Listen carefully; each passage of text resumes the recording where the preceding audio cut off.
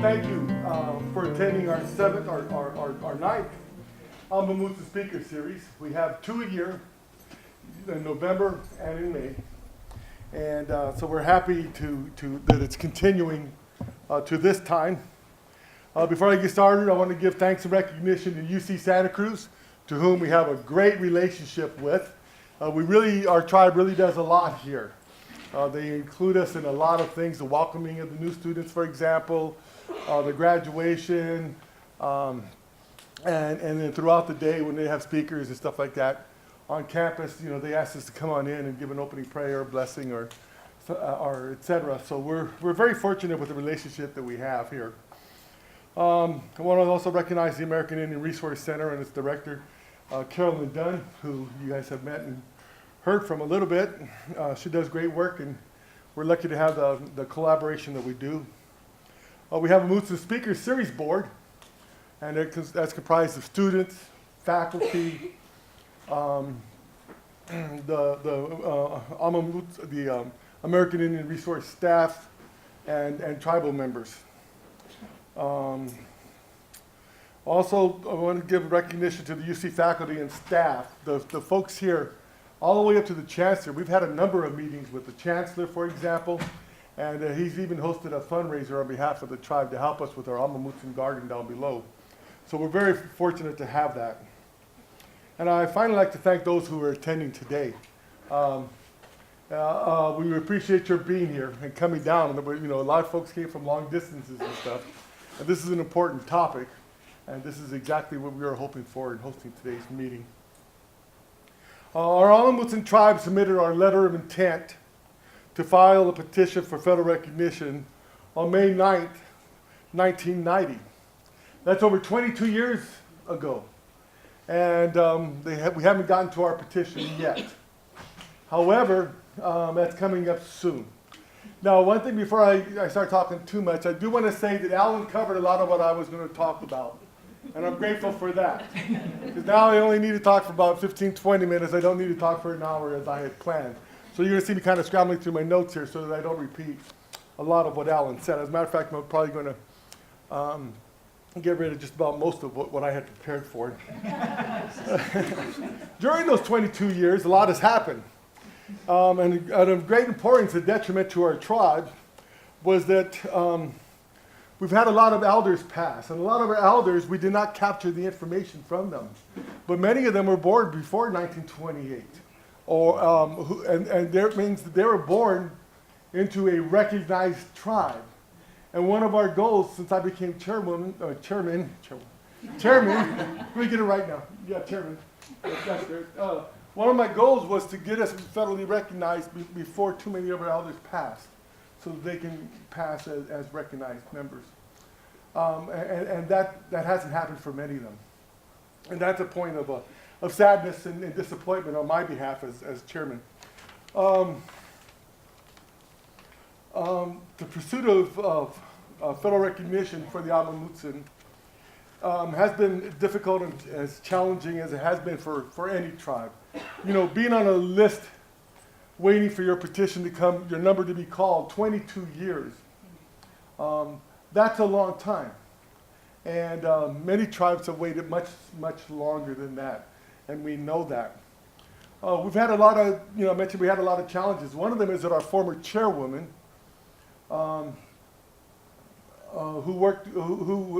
was our tribal chair for a number of years, she operated in a way that she did not share a lot of information with tribal council, and she took a lot of independent actions that upset the council. And one day they called a special meeting with our chairwoman and asked her, to explain some of her actions. And rather than explain them, she resigned. And after she resigned, she submitted fraudulent documents to the BIA that had the appearance that they were coming from our tribe, saying that we splintered off from her tribe, the original tribe. And that splinter group has caused a lot of difficulty, because the BIA now then was able to play us against them and not recognize our tribe. So that's one thing in the federal recognition process. A lot of tribes have a splinter group, and OFA will use that against each other.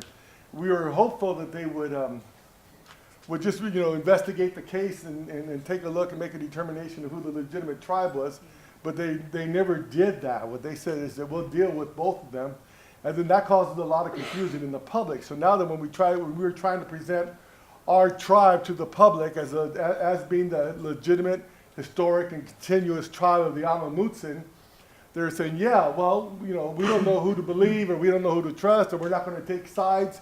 And we got a lot of that, and that made our whole effort to hold to represent our tribe to the communities and to the BIA, OFA. It made it very difficult. So splinter groups are something out there that does happen and does impact federal recognition. We successfully dealt with that after about 7 years. It took us approximately 7 years to deal with that. And what we did is we tried to get people to recognize those fraudulent documents. No one would. We tried to work with the OFA and BIA, but they would not recognize the fraudulent documents. So what we did is we took it to a forensic document examiner who had impeccable credentials. He worked for the CIA, Department of Military, FBI, etc. Just impeccable credentials, and then he made the determination. He wrote a report saying that those documents were in fact fraudulent. We take those to OFA, asking them to, this right here should be all the evidence you need, we would think, to take action and to recognize us as a legitimate tribe, and they still refuse to do anything about it. What we did at that point is we took it to the press, and then from the press, they wrote the story, and then we went to Congressman Pombo at the time, because he was over the natural resources committee, and what happened there is that because of the press, all the press that was picking it up, ordered a Department of Interior Office of Inspector General investigation. So there was a federal investigation into these actions, and in doing that investigation, the former chairwoman admitted to submitting 4 fraudulent documents to the BIA.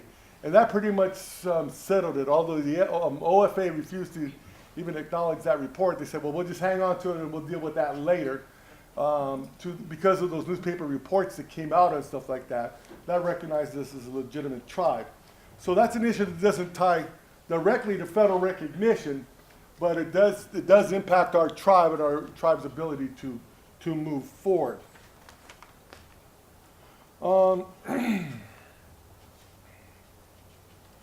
I want to talk next about a report that Alan talked about today, and that was a report of Jp Harrington. And I left a folder here, let me grab it. The report of Jp Harrington. Alan touched on this very, very well this morning. I just want to talk about how our tribe was handled in this. The person, he wrote on over, Dorrington rather, L.A. Dorrington, he wrote on over 220 tribes. And what he did is, they kept asking for the report. We need your report and final. We need your report. We need your report. And he put them off for years and years and years. Finally, they gave him an ultimatum. We need your report. We need you to report to Washington on this day at this time and have your report with you in final. And so he sits down, this is the story I've heard, and throws the story together. The story is exactly the right word. Puts it together on over 220 tribes. And it's just pure fiction. And for our tribe, the Amuh Mutsun, which at that time was recognized as the San Juan Bautista Band, here's what they wrote. This is a report after years and years and years of research. In San Benito County, we find the San Juan Bautista Band, which resides in the vicinity of Mission San Juan Bautista, which is located near the town of Hollister. These Indians have been well cared for by Catholic priests, and no land is required. Can you imagine that? He writes that. Now he provides no substantiation, no documentation, no supporting evidence or anything like that. I mean, that's just basically a criminal report. But the crime doesn't end there. Why does BIA accept this without any supporting document or evidence? I mean, any responsible manager would say you have to support what you say, what you claim, what you state. And that doesn't happen. They just accept this. And based on that, based on this report, Alan this morning said 135 tribes. And I've counted myself how many tribes were. I count 180 that got dropped, That just tells you, between 135 and 180 tribes were illegally terminated. If you go to the last page of this book, it tells you that these tribes are under the jurisdiction of the federal government. If under the jurisdiction doesn't mean previous federal recognition, what does? Okay? So and you lose 135, 180 tribes. I mean, how much, just think about what that means. How much indigenous knowledge is lost? How much culture is lost? Language, traditions, understanding, knowledge of your sacred sites, of your sensitive sites. How much of that is lost when tribes get terminated and they're out there scrambling and trying to find ways to survive? That is so difficult. It's very hard. And how do you keep a tribe together when you don't have a land base? I mean, here, our people can't afford to live in Santa Cruz or Morgan Hill or Gilroy or Hollister. It's very expensive there. So our people end up moving to the valley. And how do you keep your tribes together when you have people living outside your tribal territory?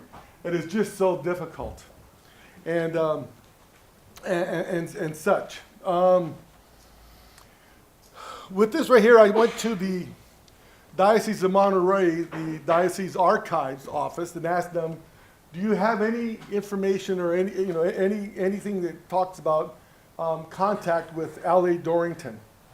And we received a letter from them, from the archives, the diocese archivist, and he writes no. They had no plan, no program, no intention for anything related to Indian, to the Indians. We went to the priest at San Juan Bautista. They researched all their records, and nothing there.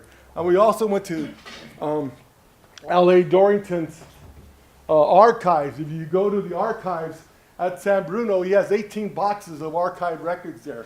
We went through page for page to see if there's anything related to San Benito County, Santa Clara County, Santa Cruz County, Monterey County, etc. Nothing. As a matter of fact, there's no contact with any tribes from San Francisco to San Luis Obispo.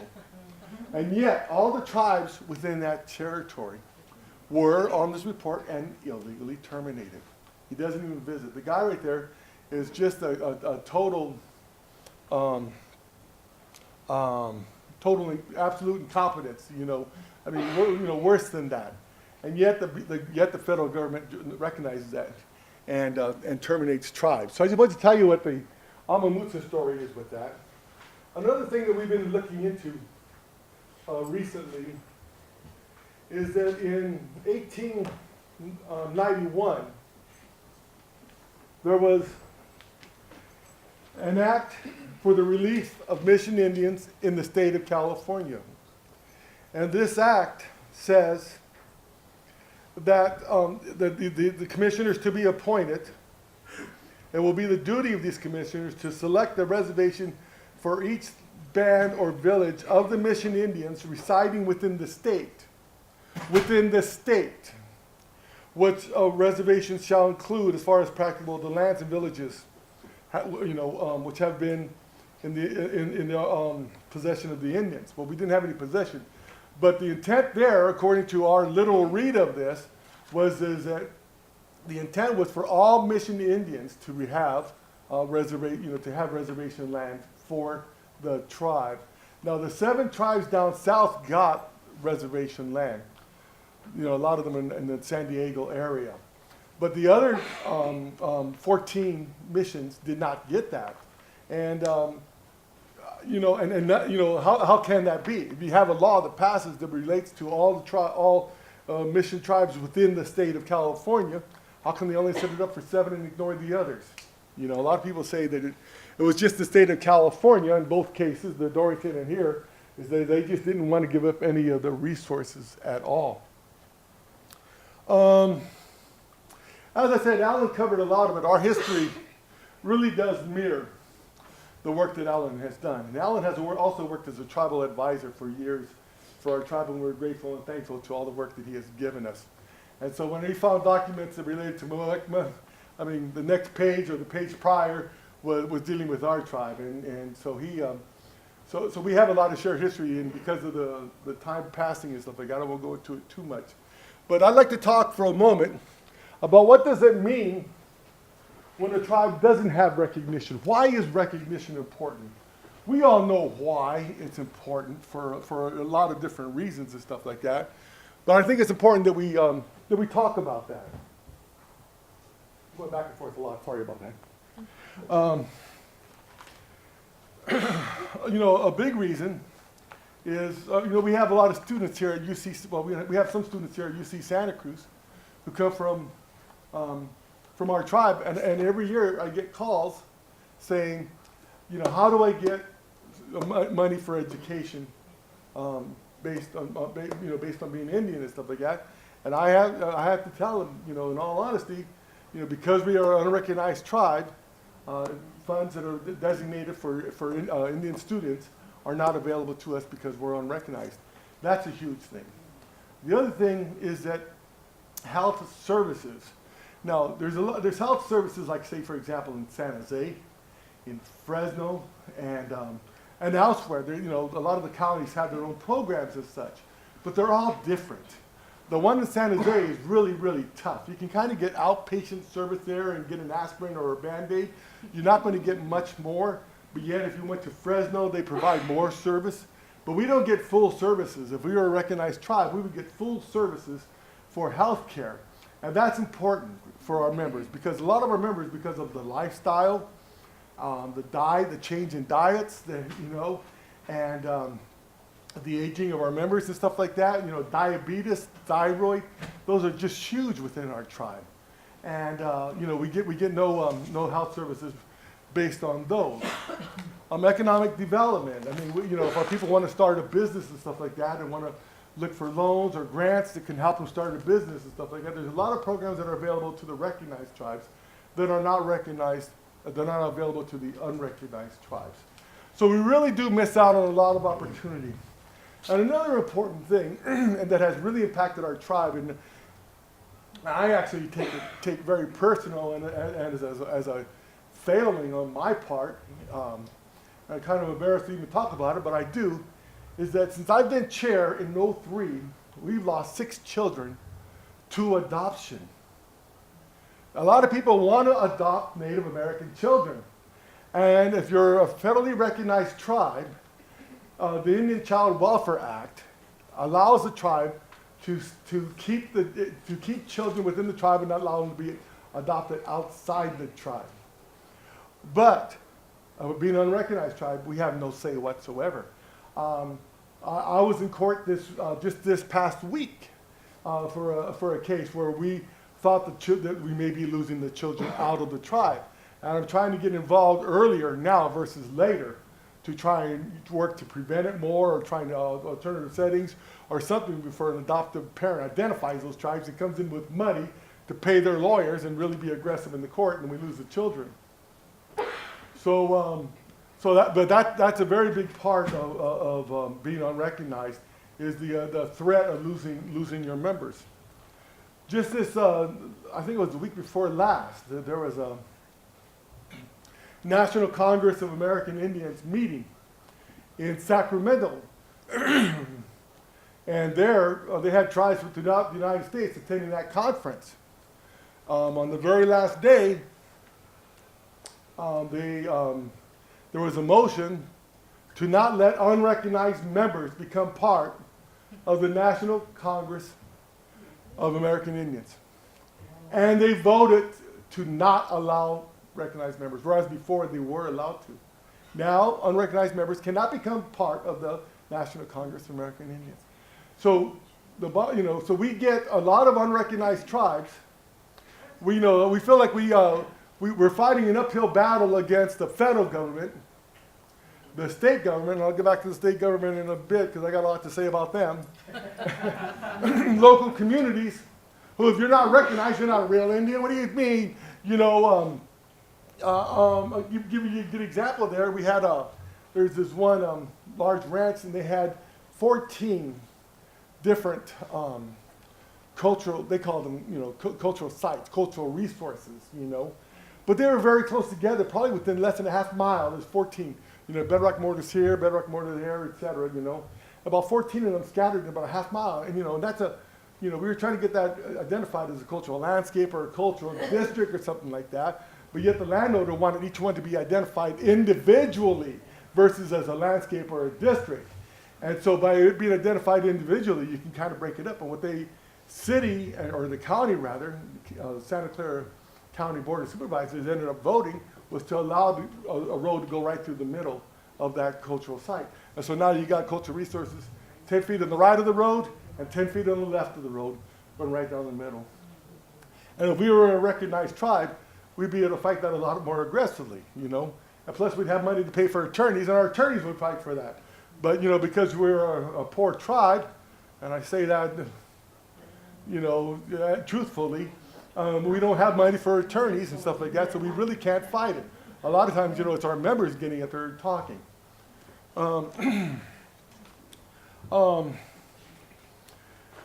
So we fight, you know, and so we you know, we have a lot of people fighting and betting against us, and a lot of times it's the recognized tribes. I mean, you know, we're a very active tribe. And we look for sponsorship and support in a lot of ways. And I go to a lot of recognized tribes looking for sponsorship and support and help. For example, with the high-speed rail. The high-speed rail is going right through a sacred lake and village sites, 2 village sites, and a sacred lake, right through the middle. And that sacred lake there was drained in the 1880s. There was 4 natural lakes in Santa Clara County, and they were all drained. But one of them was a soap lake, a medicine lake, and there was a sacred lake, and they drained it. Now the high-speed rail's been right through it. And we've been trying to work with the high-speed rail, and it won't work. So we went to other tribes to see if they could help us, or we can use their attorney or get some services from them. And we haven't gotten one to answer a phone call or an email or a letter yet. You know, and so that's, you know, so in a lot of ways we feel that the recognized tribes who, you know, should be helping us and working with us and trying to find a path for our success, you know, we don't have that. So it makes our journey a lot tougher. And then I mentioned the state. The state of California, you would think that they would take an interest in find like that Dorrington report, for example. I want to talk to Senator Steinberg's staff Native American liaison person, Eleanor or Elena or something like that, and try to present this to her about the unrecognized tribe. What I was really asking for, I thought, was very doable. What I wanted her to do was to have the state library's research bureau do a study to find out how that report was accepted could be accepted by the feds, what the result was, why it was allowed without any documentation substantiation, and you know, and how could all these tribes be illegally terminated. You know, I really wanted the state to get involved here and stuff like that. But yet, when I talked to that person, and we met 3 times, and the last meeting was with the Native American Heritage Commission. And in the end, what she said was that recognition of tribes is a federal government issue. The state will not get involved. You know, the state will not get involved. I've talked to a number of assembly persons and senate persons as well, and you basically get the same thing. They're not interested in helping. Whenever we talk about having a summit meeting in the goals, one of the goals is that we have to get the state government to care, to understand, to care, and to take action. That's not going to be easy, but we have to get them involved. We're going to have to do that. And there's a lot of other reasons for federal recognition. And it's very insulting. It's very insulting when you talk to the public and they come up with all you want is a casino. You know, that's just ignoring your history, your culture, your traditions, your ceremonies, your ways, you know, your beliefs and everything else. That is just, you know, that's just throwing cold water on that and giving you a slap in the face. All you want is a casino because that's all that's important to you, and that's all that matters, and that's all you want, you know. And you know, our belief system, of course, is that the Creator put us here to protect and take care of Mother Earth, and we have a responsibility and a job to do that, and to protect Mother Earth, you know, and our winged brothers and our four-legged brothers and our our fin brothers and stuff like that. With federal recognition, it's a lot easier to do that, and it's hard as an unrecognized tribe to do the job that the Creator put us here to do. So with that, I think that there is a lot of the reasons. Now we did put other reasons up here that we want to say. If you have other reasons that you can think of, please list it here on the board, because those are there going to give us a little jump start on our tribal summit meeting. We're going to have you know, we can identify topics and where the differences are. Yes, Alan? Just a couple of points. First, when we finished the ACCIP reports, that's the Advisory Council of California Indian Policy, which was congressionally mandated in 1998. If I'm not mistaken, Ron, you might help, I think the figure was there were 80,000 California Indians that had no legal status because they're not federally recognized. Many of them, of course, have VIA numbers.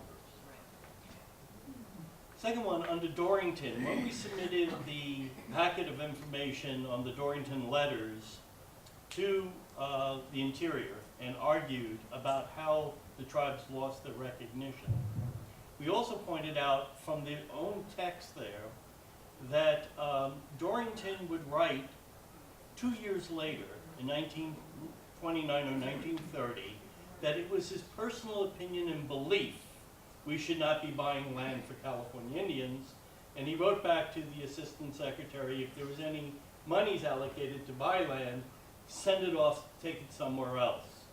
So when the Bureau, when we responded to the Bureau and said this was not policy coming out of Washington, D.C., it was not policy that he was following. His own words, it is my personal opinion and belief we should not be buying land for California Indians. They ignored it. This is the Bureau.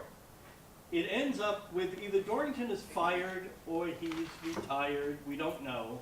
But in 1930 or 31, Oscar Lips becomes the commissioner, I'm sorry, the superintendent in Sacramento, and he writes back to Scattergood, who's I believe the commissioner at that time, and he says, he talks about gross negligence and crass indifference on behalf of the Interior Department relative to California Indians. In the report on California that the Bureau wrote up, principally George Roth, they completely ignored any mention of these documents, which they had in their hands. Dorrington was, on one of the documents, Dorrington is investigated for dereliction of duty under a number of times. And the thing is that the folks in Washington, D.C., E.B. Merritt was the assistant commissioner, they were at the mercy of Dorrington. He was the man on the ground. And whatever came in, they had to accept, because there was no one else writing on behalf of the status of California Indians, except for Dorrington. The other thing is when the 1928 Jurisdictional Act came out, and they were talking about settlement, the only people that were going to benefit were tribes with land. Tribes without land were not, the object of the 1928 Jurisdictional Act, pardon me, was for the federal government to pull out of the Indian business, turn it over to the state, and the monies were to go to the state of California, not to Indians. But the only Indians to be administered to were those tribes with land in the 1930s. So even though many of the tribes enroll in the California Jurisdictional Act, those that remain landless were rendered invisible and inconsequential. After a series of lawsuits in 35 and the challenge in 44, eventually the settlement for $150 actually was distributed, and then the second settlement for $600. But it's a complicated thing, and no one is in the position to address your question, because, as I said, the Bureau did not even, they asked us to turn over the Bureau's policies to them. These were the experts, and they say, we are the experts, but we don't know crap about California history. And that's what they argue in court, that the courts have no authority because we're the experts. This is the stuff that these realities. I can say one final thing. The Obama administration has made significant inroads to really, really disengage that mentality and that culture and put people in authority that are at least competent, and Native Americans who are very, very, very pro-Native American. Thank you for that, Alan. You know, one more point did come to mind that's really important for unrecognized tribes, is that if you are a federally recognized tribe, you cannot be sued by because you have your own court and legal system. And so they'd have to use the tribal legal system versus the civil system that we have here. But as an unrecognized tribe, we could be subjected to all kinds of lawsuits, frivolous, or for any purpose at all. So there's great risk for unrecognized tribes to be sued. I mean, I know that within our tribe, we carry insurance. You know, and that insurance, paying that insurance is a hardship for our tribe. But we pay it because it's that important for unrecognized tribes. So that's my last point. I know that we have a time constraint here that we're over a little bit. So I'm going to go ahead and end it there, and then in the end we'll talk a little bit more about future goals, or how do we get this committee set up for, and what do we want our summit to look like, okay? All right.